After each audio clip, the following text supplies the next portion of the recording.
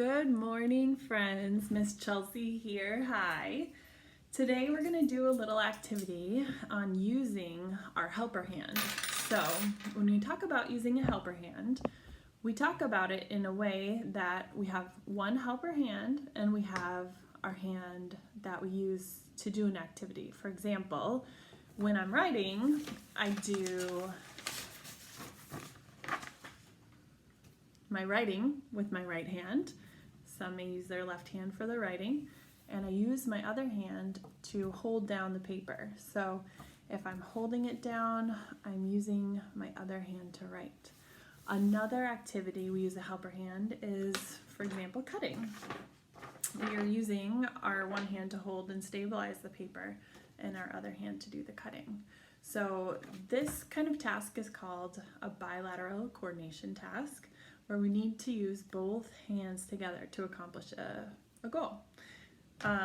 For this activity, I would like you to have a pencil, a piece of paper,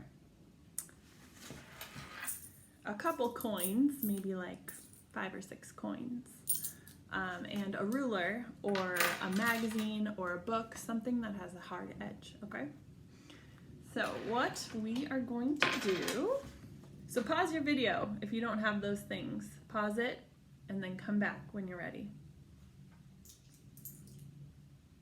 All right, so if we're ready to start, the first thing we're going to practice doing is drawing straight lines on paper using a hard edge, okay?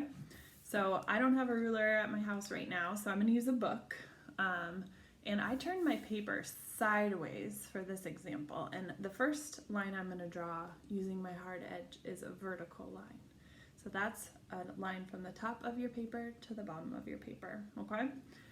So I'm going to put my book or ruler hard edge down, hold it down pretty good with that helper hand, and then use my writing hand to find where it bumps up with my hard edge.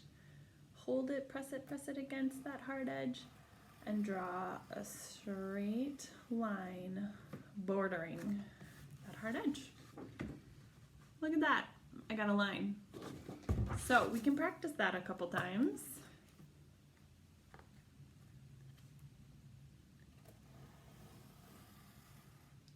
Yep, and we're gonna have to press down with our whole palm or press down with your fingertips if you have strong hands.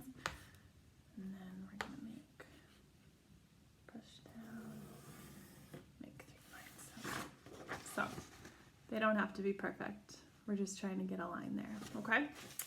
So another good reason making a line with a hard object on paper is a good idea is, for example, if we have a worksheet and we have little boxes to write in. Now, myself included, and some friends that I know, we need a baseline or a designated space to write in.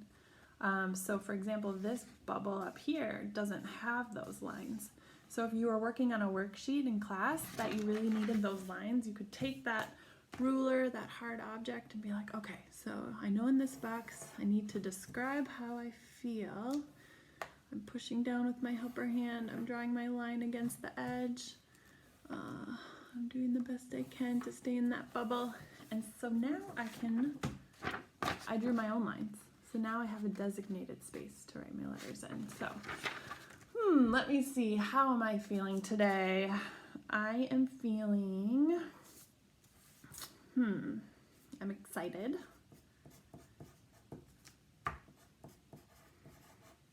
To be making videos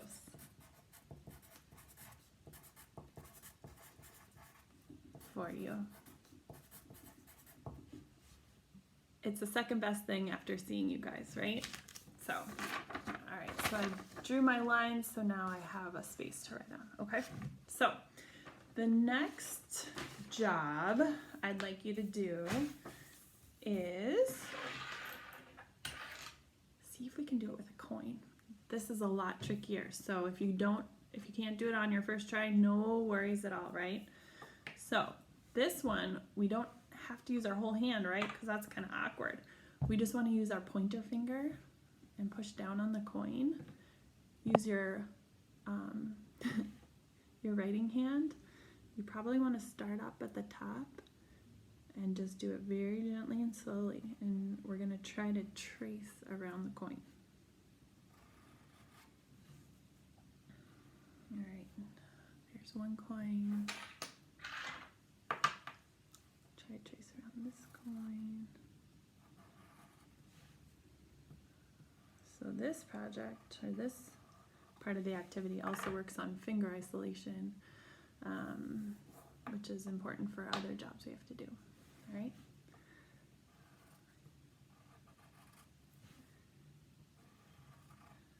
All right. Let's see. I'll do one more coin.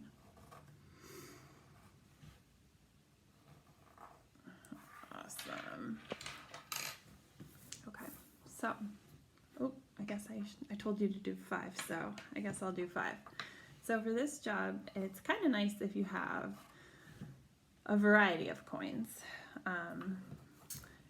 You can use this activity as kind of a visual, perceptual activity too. So if I have these spaces where my coins were traced, they're traced nice, I can go back and place my coins on the paper in the space that they were traced. So I can say, oh, nope, that one is not big enough to be a quarter. Neither is that one. But that one for sure is a quarter that I traced. Penny, I think, was here. Did I do another quarter? I don't know. I think those might be dimes. Yep. So this activity we can work on, it's kind of like a puzzle too, because we're looking for where the coins fit. Now, we're going to save the coins and tracing them. We're going to save those for another project on a different day.